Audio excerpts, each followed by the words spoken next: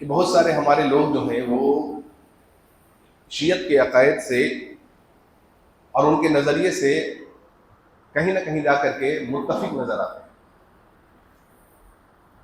جیسے کہ بعض لوگوں کا یہ بھی کہنا ہے ہمارے میں سے یعنی اہل سنت میں سے کہ بھائی یہ جو رافضی ہیں، یہ جو ایرانی لوگ ہیں، ان لوگوں نے غزہ کے معاملے میں بہت بڑھ چڑھ کے ایک اہم رول نبھایا، اور بہت سارے دیگر اشکالات ہیں جو ہمارے لوگوں کے ذہن میں پیدا ہوتے ہیں. ہم دیکھیں گے کہ ایسے لوگوں کے عقائد کیا ہے، اور یہ جو ایرانی انقلاب جن کو لوگ سمجھ رہے ہیں کہ یہ اسلامی انقلاب ہے، اس کی حقیقت کیا ہے. قرآن مجید میں اللہ تعالیٰ فرماتے ہیں، سورہ مائدہ میں آیت نمبر 82 پڑھیں گے. اللہ تعالیٰ فرماتے ہیں لَتَجِدَنَّ أَشَدَّ النَّاسِ، آپ پائیں گے لوگوں میں بہت زیادہ سخت لوگ ہیں جو عداوت رکھتے ہیں. عداوۃ للذین آمنوا الیہود والذین اشرکوا، جو ایمان والوں سے بہت زیادہ عداوت رکھتے ہیں، بغض رکھتے ہیں، کینہ رکھتے ہیں، دشمنی رکھتے ہیں. ان میں سے دو کا اللہ نے ذکر کیا ہے. کہا یہود، یعنی جن کو ہم کہتے ہیں انگریزی میں جیو، اور جو لوگ مشرک ہیں، شرک کرتے ہیں. اور آپ کو پتا ہے کہ شرک کون کون لوگ کر رہے ہیں. یہ دو جو ہیں یہ مسلمانوں کے کھلے دشمن ہیں. یہ کبھی بھی اسلام کا مسلمانوں کا اچھا نہیں چاہتے. آج سے نہیں، ایک زمانے سے تاریخ اٹھائیے، نبی صلی اللہ علیہ وسلم کے سیرت کو آپ پڑھیں گے، وہاں سے ہم دیکھتے ہیں کہ یہ لوگ نبی صلی اللہ علیہ وسلم کی زندگی سے ہی، یہ جو یہودی ہیں، یہ جو ایرانی وغیرہ تھے، یہ بہت زیادہ اسلام سے نفرت رکھتے ہیں. تو یہ تو کھلے دشمن ہیں جو ہم کو دکھ رہا ہے. کچھ ایسے دشمن بھی ہیں جو چھپے ہوئے ہیں. ان چھپے ہوئے دشمنوں میں ایک دشمن ہے ہمارا، جس کو ہم کہتے ہیں رافضی یا شیعہ. ہمارے یہاں نعرہ لگتا ہے کہ شیعہ اور سنی جو ہے یہ بھائی بھائی ہے. نہیں، یہ بھائی بھائی نہیں، اس کو بالکل واضح رکھیے. اس بات دو ٹوک باتیں، جو ابو بکر، عمر اور عثمان کو نہ مانے، جو حضرت عائشہ کو نہ مانے، جو ان پر لانچھن لگائے، وہ بھائی کیسے ہو سکتا ہے؟ اس لیے بھائی بھائی تو نہیں، بالکل مختلف عقائد ہیں ساتھیوں. تو ان میں سے لوگوں کو تیار کیا گیا، کیونکہ قدیم زمانے سے یہودیوں کی یہ سازش رہی کہ مسلمان اور اسلام کو نقصان پہنچایا جائے. کامیاب نہیں ہو پا رہے تھے، لہذا ان لوگوں میں سے انہوں نے ایک آدمی کو تیار کیا جس کا نام تھا عبداللہ ابن سبا. نام یاد رکھیے گا. یہ دراصل ایک یہودی تھا، اور یہ بظاہری مسلمان بنا. اس نے اسلامی لبادے کو اوڑھا اور مسلمانوں کے بیچ آ کر کے مسلمانوں جو نئے نئے مسلمان تھے ان کے عقائد کو اس نے کیا کیا، خلط ملط کرنے کی کوشش کر دی. لہذا یہودیوں کے ساتھ مل کر کے ایک طویل سلسلہ چلا پلاننگ کا کہ کس طریقے سے اسلام کی جڑوں کو جو ہے یہ کاٹا جائے یا پھر نقصان پہنچایا جائے. اور شیعہ کی کتابوں میں یہ باتیں بھی موجود ہیں کہ ہمارے جو مذہب ہے اس کا فاؤنڈر بانی جو ہے وہ عبداللہ ابن سبا ہے، جو کہ یہودی تھا.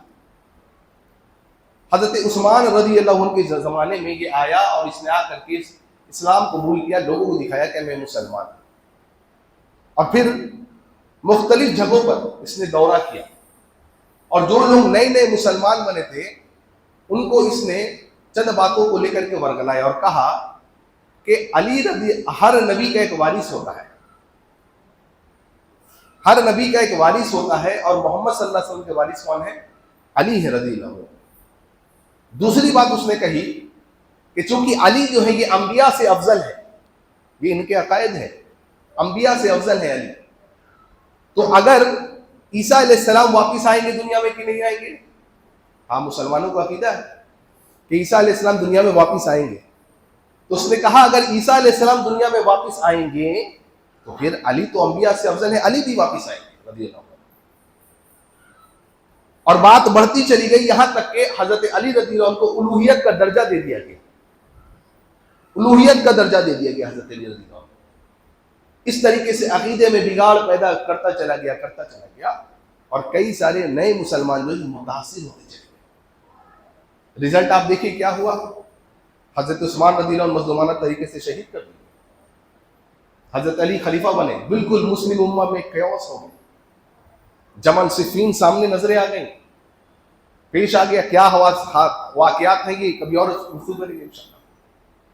لہذا اس پروپیگنڈے میں ایک سب سے بڑا پروپیگنڈا اس نے کیا کیا، اس نے کہا کہ بھائی محمد صلی اللہ علیہ وسلم کے انتقال کے بعد سارے کے سارے صحابہ اسلام سے پھر گئے، مرتد ہو گئے معاذ اللہ، سوائے 3 کے، مقداد ابن اسود، ابو ذر غفاری اور حضرت سلمان فارسی رضی اللہ عنہ۔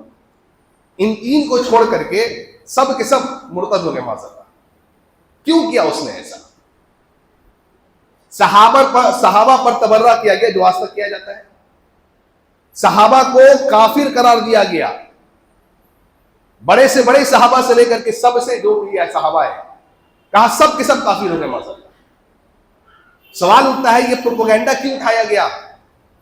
اس لیے کیونکہ یہودیوں کی یہ سازش تھی کہ کسی طریقے سے مسلمانوں کے بیچ میں سے قرآن اور سنت کے اعتماد کو، جو مسلمانوں کا اعتماد ہے قرآن اور سنت پر، اس کو اٹھا لیا جائے۔ تو اگر ایک یہودی بولے گا یہ بات تو کون مسلمان مانے گا؟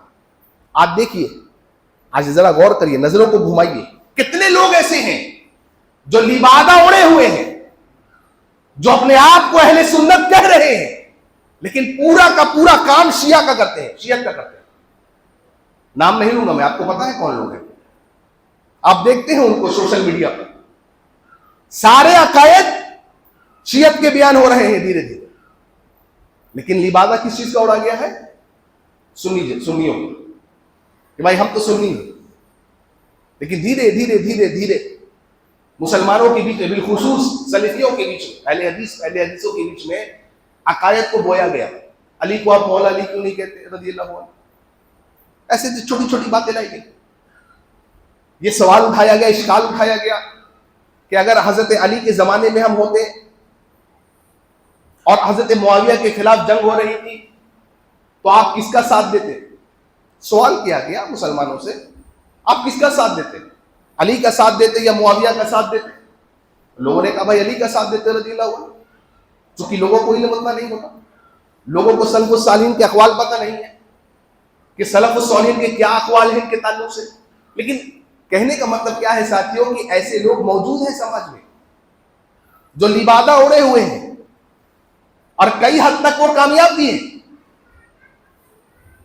تو آپ علی کا ساتھ دیتے ہیں، ہاں علی کا ساتھ دیتے ہیں، تو جب جنگ آپ لڑنے جاتے تو کس تلوار اٹھاتے کہ نہیں؟ تلوار اٹھاتے۔ تو کیا کہا گیا؟ اس وقت تو ہم موجود نہیں تھے تو ہم نے تلوار تو نہیں اٹھایا، لیکن آج زبان ضرور کھولیں گے۔ بتلائیے، صحابہ کے تعلق سے زبان کھولیں گے۔ امام احمد کہتے ہیں ایسا آدمی زندیق ہے جو صحابہ کو برا بھلا کہے۔ کسی بھی صحابی کو ہم برا نہیں کہیں گے، یہ اہل سنت والجماعت کا متفق علیہ فیصلہ ہے، اجماع اس بات پر۔ کسی کو حق نہیں ہے قیامت تک آنے والے انسان کو کہ جن لوگوں کے بارے میں اللہ نے سرٹیفکیٹ دے دی کہ ہم ان سے راضی ہو گئے، یہ ہم سے راضی تھے، کسی کو اختیار نہیں ہے کہ وہ صحابہ کی عیب جوئی کرے گا۔ جو ایسا کرتا ہے، اپنے آپ کو گرچہ سنی کہے یا کچھ بھی کہے، ایسا آدمی جہنم کے راستوں پر چل رہا ہے ساتھیوں۔ اور ایسے لوگوں کو اللہ تعالیٰ اگر اس بنا پر جہنم میں ڈالتے تو کوئی پرواہ کی بات نہیں ہو سکتی۔ لیکن کہنے کا مطلب کیا ہے؟ آپ کے بیچ میں ان عقائد کو بویا گیا، صحابہ کو برا کہا گیا۔ سب سے بڑی صحابہ کی کسی فضیلت ہو سکتی ہے ساتھیوں تو کیا ہو سکتی ہے؟ انہوں نے نبی کا دیدار کیا، ایمان کیا۔ یہ شرف کسی کو حاصل نہیں ہوگا قیامت تک کے لیے، کسی کو حاصل نہیں ہوگا۔ کتنے مبارک وہ آنکھ ہوں گے جنہوں نے نبی کریم صلی اللہ علیہ وسلم کا دیدار کیا، سوچئے۔ کتنی مبارک وہ کانیں ہوں گی جنہوں نے محمد رسول اللہ صلی اللہ علیہ وسلم کے زبان مبارک سے دین کو سنا اور لکھا ہوگا ساتھ۔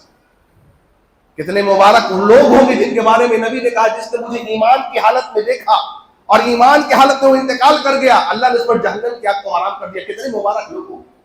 اب سوچئے جن کے ذریعے سے دین ہم تک پہنچا، جن کے ذریعے سے قرآن مجید اور حدیثیں ہم تک پہنچی، جب وہی قابل اعتماد نہیں رہے، جب وہی بھروسے کے لائق نہیں رہے، تو پھر بتلائیے ایک آدمی جو مشکوک ہو جائے، جو بھروسے کے لائق نہیں ہے، تو اس سے آئی ہوئی چیز بھروسے کے لائق کیسے ہوگی؟ دراصل چھپا ہوا مقصد یہ تھا، مسلمانوں کا اعتماد قرآن اور سنت سے اٹھانا تھا. اب دیکھیے وہ کامیاب ہوئے کہ نہیں ہوئے؟ آج ہمارے بیچ میں ایسے مسلمان موجود نہیں ہیں جو یہ کہتے ہیں کہ حدیثوں کو ہم نہیں مانیں گے. موجود نہیں ہے. جو یہ نہیں کہہ رہے ہیں کہ صحیح بخاری جو ہے یہ نبی صلی اللہ علیہ وسلم کی 200 سال بعد لکھی گئی، ہم کیسے مان لیں؟ ایک گروہ پیدا ہو گیا ہمارے بیچ میں جو اپنے آپ کو سنی کہتا ہے، قرآن کو ماننے والا کہتا ہے، نبی صلی اللہ علیہ وسلم کو ماننے والا کہتا ہے، لیکن حدیثوں کا انکار کرتا ہے. اب بتائیے جو حدیث کا انکار کرے دراصل وہ ان کا قرآن کا انکار کرنے والا نہیں ہے. حدیث کا انکار کرنے والا قرآن کا انکار کرنے والا ہے. کیوں؟ دونوں وہی ہے. لیکن ایسے لوگ پیدا ہو گئے. یہاں تک کہ لوگوں نے کہا ایسے لوگوں نے کہ ہم کلمہ کو بھی نہیں مانتے، لا الہ الا اللہ محمد رسول اللہ. کیوں؟ قرآن میں نہیں ہے. ہم اذان کے الفاظ کو نہیں مانتے، کیوں؟ قرآن میں نہیں ہے. ہم درود شریف کو نہیں مانتے، قرآن میں نہیں ہے. ہم اتحیات کو نہیں مانتے، قرآن میں نہیں ہے. ایسے لوگ پیدا ہو گئے جو اپنے آپ کو سنی کہہ رہے ہیں، لیکن کیا ہوا؟ جو پروپیگنڈا چلا تھا ساتھیوں، دیکھیے اس میں وہ کامیاب ہو گئے. لہذا ان لوگوں نے کہا، ان شیعوں نے کہا، کیا کہا کہ بھائی جب یہی لوگ معتبر نہیں ہیں تو ان کے ذریعے سے قرآن آیا، حدیث آیا، معتبر کیسا رہا؟ That is the reason why وہ کیا کہتے ہیں ہمارے لیے کیا ہے؟ ان کے ہاں تراویح کا اہتمام نہیں ہے، جمعے کا اہتمام نہیں ہے. اسی لیے وہ کہہ رہے ہیں جو اوریجنل قرآن ہے اس کو حضرت علی رضی اللہ عنہ نے مرتب کیا ہے، اور وہ ہمارے 12ویں امام جو امام غائب جن کو کہتے ہیں نام محمد بن حسن العسکری، ان کے پاس ہے جو غار میں چھپے ہوئے ہیں. کیونکہ یہ قرآن تو معتبر ہے ہی نہیں، حدیث تو خیر ہم مانتے ہی نہیں، اس کو تو ہٹائی دی سر. انہوں نے کہا کہ دیکھو ابو بکر پر سب سے پہلے بیعت کرنے والا کون آدمی ہے؟ ایک بوڑھا شخص جس کا نام ابلیس ہے. بتلائیے ابو بکر پر بیعت کرنے والا ابلیس. ان کی کتابوں کے مطابق حضرت عمر رضی اللہ عنہ صراحتاً کافر ہے، معاذ اللہ صراحتاً کافر ہے. اور وہ کہتے ہیں اس لیے کیونکہ اگر قرآن میں آیت بھی ہوتی کہ علی رضی اللہ عنہ کو خلیفہ تسلیم کیا جائے، اس کے بعد بھی عمر نہیں مانتے. انہوں نے کہا قرآن مجید میں سورہ ولایہ موجود تھی، سورہ ولایہ نام کی ایک سورہ موجود تھی جس کو ان لوگوں نے صحابہ نے نبی صلی اللہ علیہ وسلم کے جانے کے بعد ہٹا دیا. ان کی کتاب اصول کافی پڑھیے صفحہ نمبر 263 68 پہ غالباً 48 پر لکھا ہے. وہ کہتے ہیں وہ لوگ کہ قرآن مجید میں پنجتن پاک کا ذکر ہے. پنجتن پاک سمجھتے کون ہے؟ دیکھیں سنیوں میں بھی ہے، نہیں ہے؟ ہمارے سنیوں کے گھر میں رہے گا، دکھا رہے گا سب پنجتن پاک. ایسا محمد صلی اللہ علیہ وسلم، حضرت علی، حسن، حسین اور فاطمہ، اس کو کہتے ہیں پنجتن پاک. سنیوں کے ابھی یہ پڑھا جاتا ہے. کہاں سے آیا یہ؟ وہاں سے آیا. کہتے ہیں قرآن میں سورہ طہ میں پنجتن پاک موجود تھا، نبی صلی اللہ علیہ وسلم کے جانے کے بعد ان لوگوں نے ہٹا دیا. یہ کہتے ہیں قرآن کی جو آیت ہے سورہ نبا میں اما یتساءلون عن النبأ العظیم، کہتے ہیں کہ اللہ تعالیٰ جو کہہ رہا ہے کہ میں تمہیں بہت بڑی خبر سنانے والا ہوں، یہ کہتے ہیں یہ بہت بڑی خبر حضرت علی رضی اللہ عنہ کے تعلق سے کہا جو ان سنیوں نے ہٹا دیا، غضب کر لیا. یہ کہتے ہیں کہ قرآن میں جو آیت ہے کہ قیامت کے دن، سورہ فرقان میں آیت ہے قیامت کے دن کچھ لوگ ایسے ہوں گے جو اپنی انگلیوں کو اپنے دانتوں تلے چبا رہے ہوں گے اور کیا کہہ رہے ہوں گے کہ کاش دنیا میں ہم اللہ اس کے رسول کے راستے کو اپنا لیتے. وہ کہتے ہیں جو لوگ قیامت کے دن انگلیوں کو چبا رہے ہوں گے وہ کون ہے؟ وہ ابو بکر ہے اور عمر ہے. معاذ اللہ. اور ہم لوگ کہہ رہے ہیں کہ بھائی یہ بھائی بھائی. وہ کہہ رہے ہیں کہ جس طریقے سے تورات میں اور انجیل میں تحریف کر دی گئی ہے اسی طریقے سے قرآن میں بھی تحریف کر دی گئی ہے.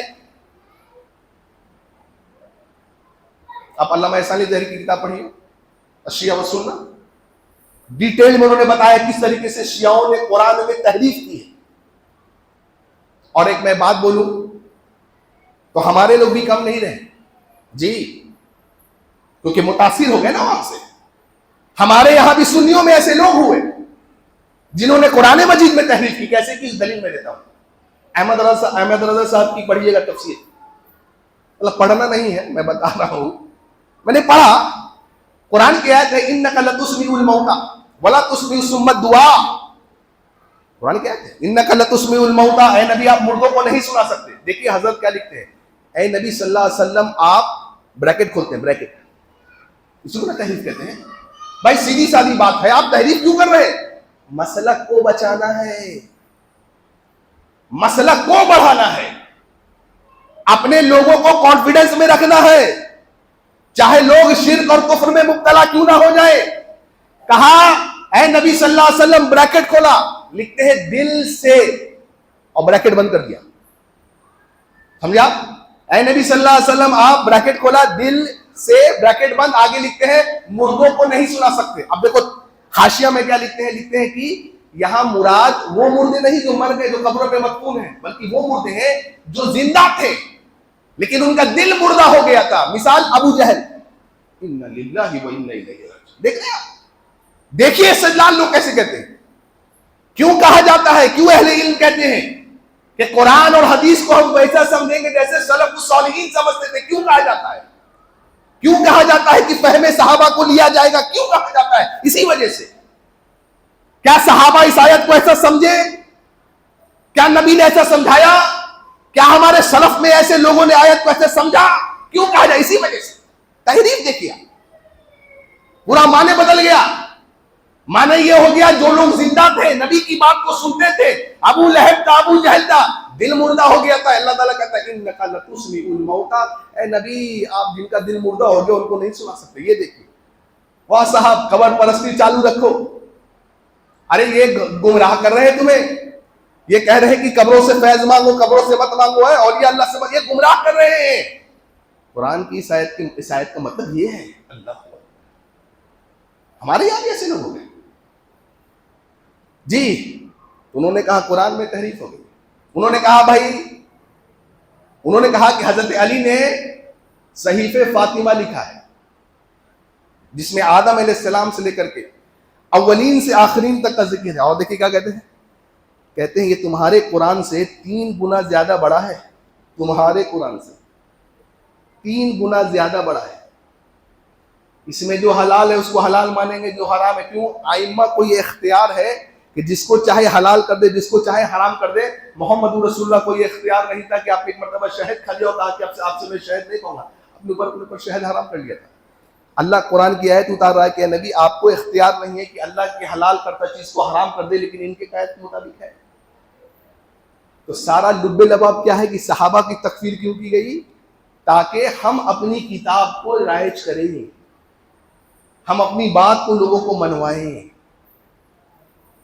اور خمینی صاحب نے کتاب لکھی حکومت الاسلامیہ.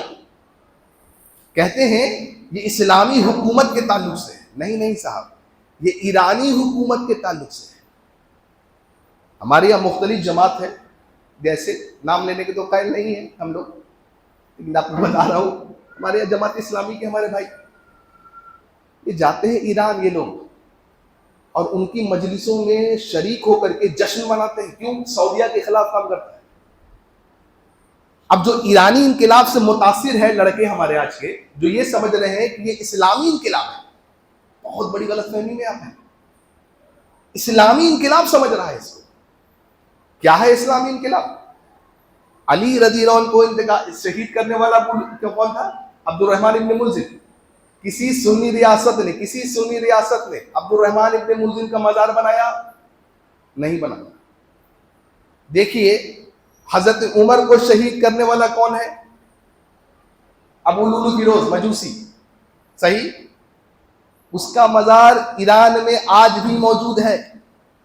نام بدل گیا ہے, بابا شجاع الدین نام رکھ دیا گیا. ابو لولو فیروز کے مزار کا نام رکھ دیا گیا بابا شجاع الدین. آج لوگ جا رہے ہیں وہاں زیارت کر رہے ہیں. خلیفہ دوم کے قاتل کو بڑھاوا دیا جاتا, کہا جاتا ہے جو اس کی زیارت کرے گا جنت میں اس کو اعلیٰ مقام پائے گا. دیکھیے یہ ہے ایرانی انقلاب ان کے نزدیک. فیروزہ انگوٹھی پہنا جاتا ہے, ہمارے یہاں سنی بھی پہنتے ہیں. کس لیے پہنتے ہیں؟ یہ فیروزہ انگوٹھی جو ہے یہ اسی کے عقیدے سے آیا ہے. جی ہم لوگ مانتے ہیں جی. وہ کہہ رہے ہیں, ان کے لوگ کہہ رہے ہیں اگر ہمیں بشار الاسد کے لیے اگر خانہ کعبہ کو ڈھانا ہو تو ہم خانہ کعبہ کو بھی ڈھا دیں گے. اور ہمارے یہاں لوگ ایرانی انقلاب سے بہت متاثر ہو گئے ہیں. نہیں, سعودیہ کچھ نہیں کرتا. آپ کیا کرتے ہیں؟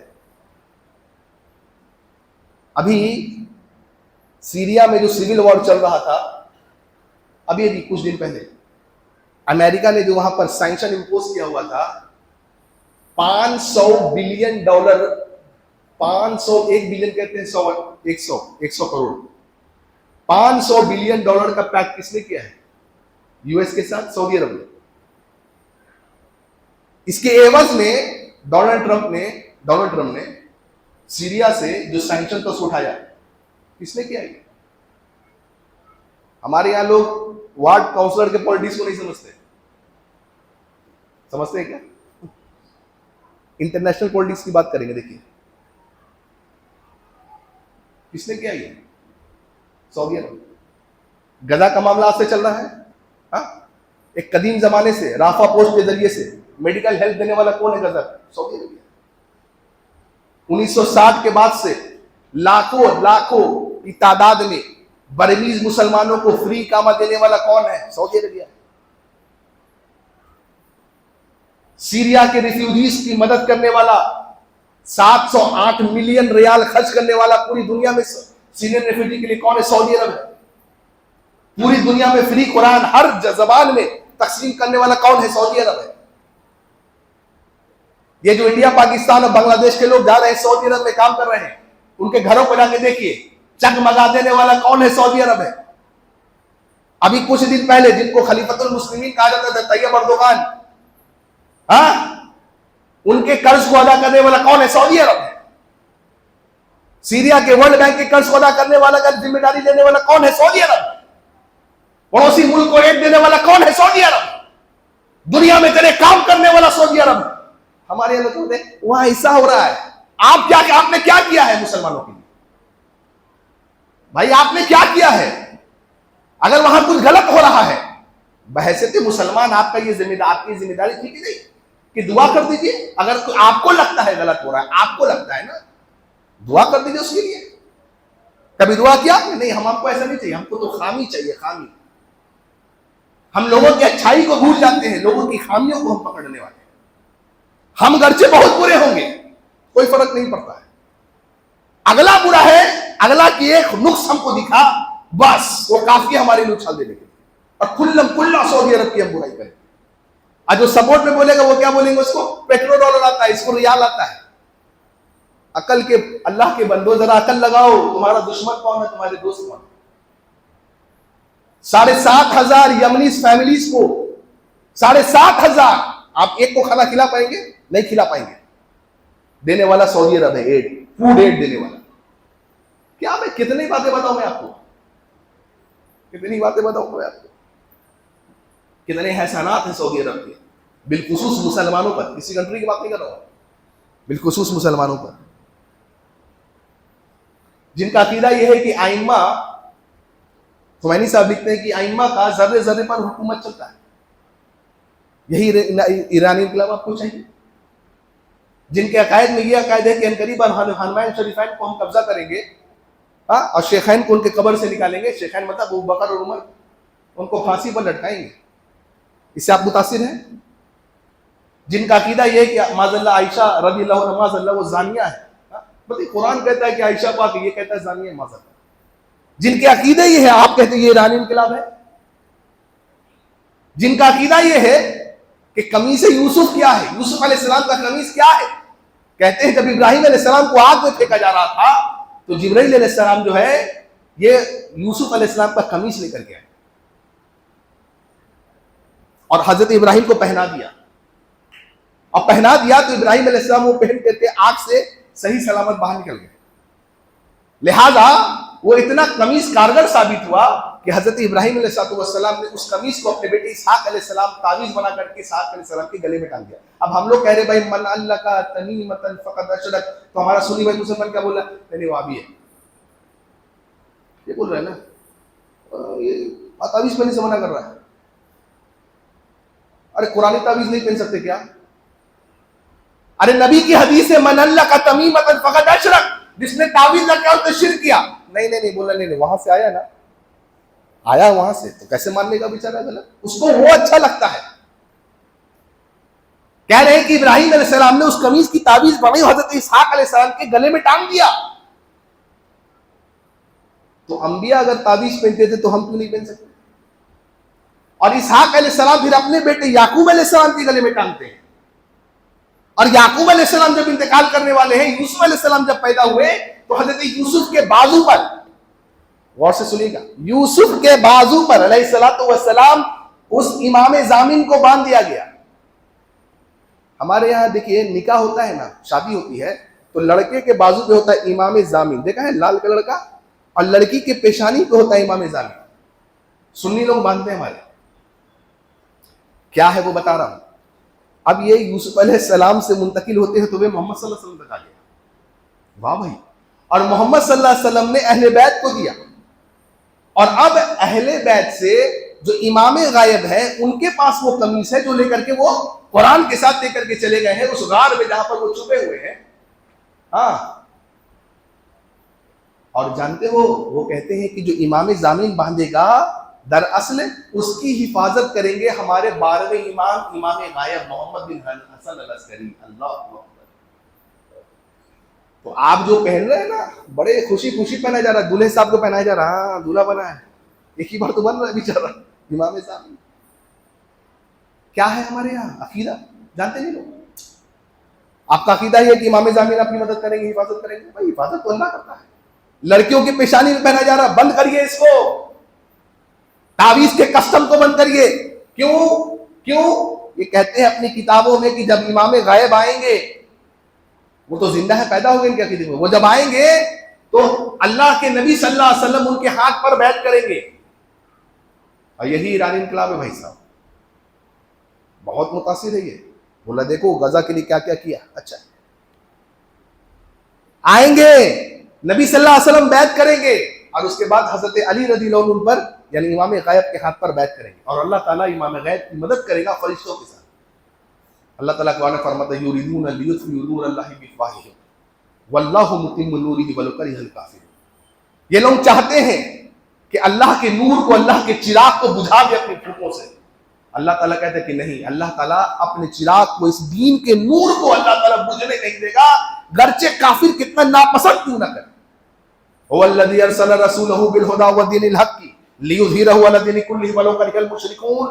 اللہ تعالیٰ ہی نے اپنے نبی محمد صلی اللہ علیہ وسلم اس دین کو حق کے ساتھ بھیجا ہے، اور یہ دین کمال تک پہنچے گا، اس کو کوئی روک نہیں سکے گا، گرچہ مشرک اس کو کتنا ناپسند ہی کیوں نہ کرے. تو دین تو کامل ہو کر کے رہے گا، دین تو پہنچ رہے گا ساتھ. لیکن آپ جانیے کہ ان کے عقائد کیا ہیں، ان کے منصوبے کیا ہیں ساتھ.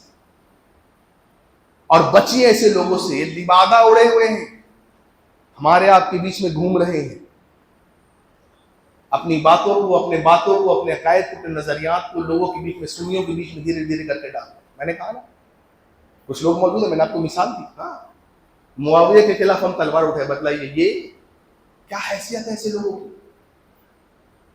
لیکن کتنے لوگ دیکھیے متاثر ہو گئے. بچی ان کے عقائد کو سمجھیے، جانیے کیا ہے. قرآن کا ان کا بھروسہ نہیں، لیکن جب آپ ان سے ملیں گے تو اس ساری باتوں کا انکار کر دیں گے. کیوں؟ ان کے عقیدے میں ایک عقیدہ ہے تقیہ کا عقیدہ ہے. سر مطلب اندر کچھ اور ہو لیکن باہر کچھ اور ظاہر کرنا ہے. آپ ان سے مل کے بولیے یہ آپ کے عقائد، بولے نہیں ایسا عقائد ہمارے، لیکن ان کے عقائد ہیں. جھوٹ بولنا تقیہ، اندر کچھ اور، یہ منافقت ہے نا، اور باہر کچھ اور رکھنا، یہ بھی ان کا عقیدہ ہے۔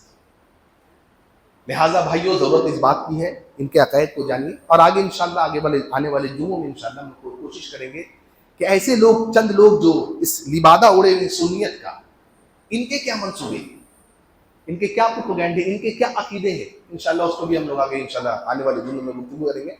اللہ سے دعا ہے کہ اللہ تعالی ہمیں ان باطل عقائد سے بچا کے رکھے، اللہ تعالی ہمیں جو صحیح اہل سنت بنا کے رکھے، اللہ تعالی ہمیں صحابہ کے منہج پہ قائم و دائم رکھے، اللہ تعالی جب تک ہمیں زندہ رکھے سلف الصالحین کے عقیدے پر، اللہ تعالی ہمیں گامزن رکھے اور زندہ رکھے، اللہ تعالی ہمیں اس حال میں موت عطا فرمائے کہ اللہ تعالی ہم سے راضی ہے، ہم اللہ سے راضی ہو، اللہ تعالی جب تک ہم دنیا میں زندہ رکھ، عقیدے توحید پہ زندہ رکھ، اور جب بھی ہمارا خاتمہ عطا فرما، عقیدے توحید پہ خاتمہ عطا فرما۔